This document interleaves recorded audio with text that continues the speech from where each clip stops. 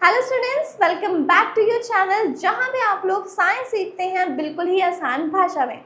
तो आज मैं आपके लिए एक बहुत ही इंटरेस्टिंग टॉपिक लेकर आई हूं and that is calcination and roasting. ये जो टॉपिक है ये बहुत ही ज़्यादा इम्पॉर्टेंट है आपके बोर्ड एग्जाम्स के लिए। आप इसको कभी भी छोड़कर नहीं जा सकते हो।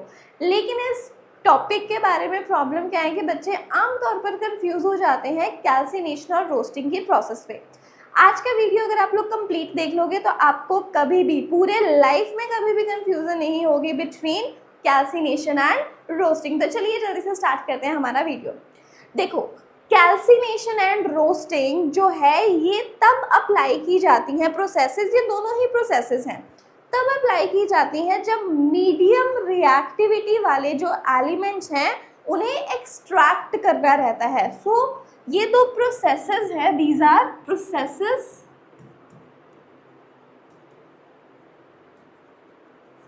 employed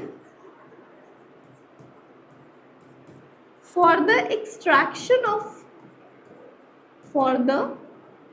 extraction of metals of medium reactivity। ये चीज याद रखना कि जो मीडियम रिएक्टिविटी वाले एलिमेंट्स हैं, मीडियम रिएक्टिविटी वाले एलिमेंट्स के केस में जब भी एक्सट्रैक्शन करनी होती है तभी ये जो प्रोसेसेस है वो एम्प्लॉय की जाती हैं। मीडियम रिएक्टिविटी वाले आप एलिमेंट बोलोगे क्या? जैसे कि जिंक। यस, जैसे कि जिंक को आपने याद रखना है। जिंक एक मीडियम रिएक्टिविटी वाला एलिमेंट है। ये एक हमारे पास ऐसा एलिमेंट है जिसकी दो तरह की ओर्स जो है वो एग्जिस्ट करती हैं, sulphide ore and the carbonate ore. Zinc की हमारे पास दो तरह की ओर्स रहती हैं, carbonate ore and sulphide ore. तो अगर हमारे पास कोई मीडियम रिएक्टिविटी वाला एलिमेंट है जैसे कि जिंक, और उसकी दो तरह की ओर्स जो है वो एग्जिस्ट करती हैं, उसकी कार्बोनेट ओर और उसकी सल्फाइड ओर, तो इन ओर्स में से अगर हमें जिंक को एक्सट्रैक्ट आउट करवाना है तो ये प्रोसेस करवाने के लिए हमें इन दोनों को एम्प्लॉय करना ही होगा, कैल्सीनेशन और रोस्टिंग को। सो बेसिकली रहता क्या है कि जो जिंक की कार्बोनेट ओर है दैट इज ZnCO3 और जो इसका सल्फाइड ओर है दैट इज ZnS। अब चाहे हमारे पास कार्बोनेट ओर हो चाहे हमारे पास सल्फाइड ओर हो, अगर हम लोगों को इनसे मेटल को एक्सट्रैक्ट आउट करना है तो सबसे पहले इन्हें कन्वर्ट करना पड़ता है इनके ऑक्साइड में।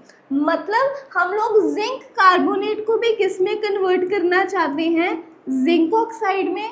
और हम लोग जिंक सल्फाइड को भी किस में कन्वर्ट करना चाहते हैं? जिंक ऑक्साइड में। क्योंकि जब ये जिंक ऑक्साइड में कन्वर्ट हो जाएंगे तभी इनमें से जिंक को एक्सट्रैक्ट करना जो है वो मुश्किल नहीं रहेगा। तो क्या रहता है यहाँ पर, जब जिंक कार्बोनेट से हमें जिंक ऑक्साइड चाहिए। अब देखो, जिंक कार्बोनेट में ऑक्सीजन का खुद का कंटेंट है ना, ऑक्सीजन के खुद के एटम्स हैं, तो जिंक कार्बोनेट से अगर हमें जिंक ऑक्साइड बनानी है हमें कुछ नहीं करना पड़ेगा, हमें इसको सिंपली हीट करना होगा और जिंक कार्बोनेट डिकम्पोज हो जाएगा जिंक ऑक्साइड और साथ में कार्बन डाइऑक्साइड में। जबकि अगर हम लोगों को जिंक सल्फाइड को जिंक ऑक्साइड में कन्वर्ट करना है, आप खुद ही देखो यहाँ पे जिंक है और सल्फर है, यही दो एलिमेंट्स हैं, तो इससे हम लोग जिंक ऑक्साइड कैसे बनाएंगे? तो इससे जिंक ऑक्साइड को बनाने के लिए डेफिनेटली हमें हीट तो करना ही है, लेकिन हीट करने के साथ साथ हमें इसमें ऑक्सीजन का सप्लाई भी देना पड़ता है। देखो यहाँ हमने हीट किया पर हमने यहाँ ऑक्सीजन ऐड नहीं किया क्योंकि जिंक कार्बोनेट के पास खुद के ऑक्सीजन के एटम है। जबकि अगर आप यहाँ पे देखोगे जिंक सल्फाइड को अगर हमें जिंक ऑक्साइड में कन्वर्ट करना है तो यहाँ पे तो कहीं ऑक्सीजन है ही नहीं, तो हमें हीट भी करना होगा, लेकिन साथ में हमें O2 का सप्लाई जो है वो भी देना होगा। ठीक है, तो जब भी हम लोग जिंक सल्फाइड को ऑक्सीजन के प्रेजेंस में हीट करते हैं, हमें जिंक ऑक्साइड के साथ साथ यहाँ पे और क्या मिलेगा, sulphur dioxide, that is SO2। तो क्या हुआ यहाँ पर, in the case of carbonate और what are we doing, we are heating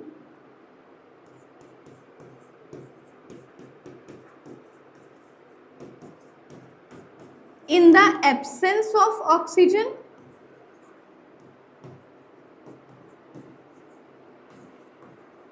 but here in this process we are heating the ore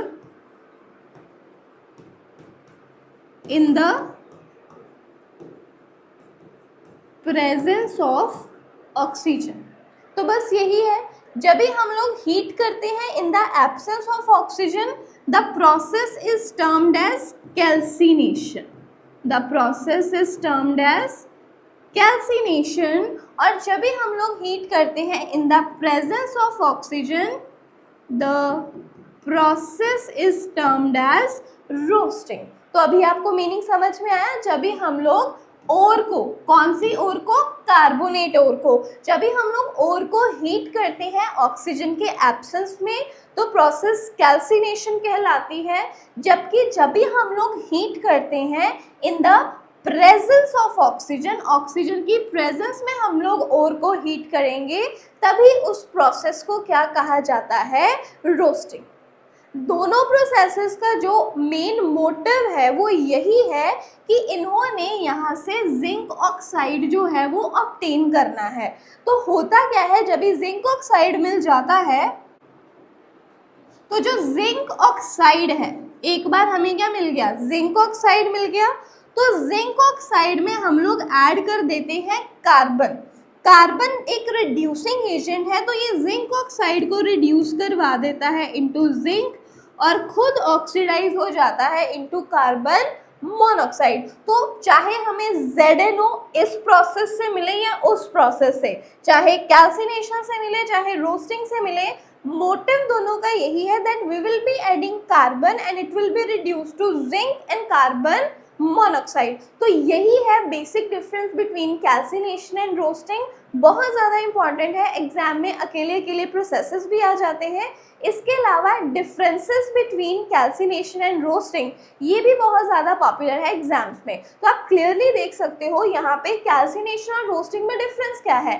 calcination हम लोग कब अप्लाई करते हैं, in the case of carbonate ore, जबकि जो रोस्टिंग है it is employed in the case of sulphide ore. और इसके बाद देखिए कैल्सिनेशन है क्या, it is heating the ore in the absence of oxygen, whereas roasting is the heating of the ore in the presence of oxygen. और differences आप क्या देख सकते हो कि जब भी हम लोग कैल्सिनेशन का प्रोसेस देख रहे हैं तो यहाँ पे कौन सी गैस इवॉल्व हो रही है, कार्बन डाइऑक्साइड, जबकि इन the case of roasting sulphur dioxide is evolved. और साथ में आप ये जो केमिकल रिएक्शंस हैं ये केमिकल रिएक्शंस दे सकते हो और यहाँ से आपके जो मार्क्स हैं वो बहुत ही ज़्यादा अच्छे आएंगे।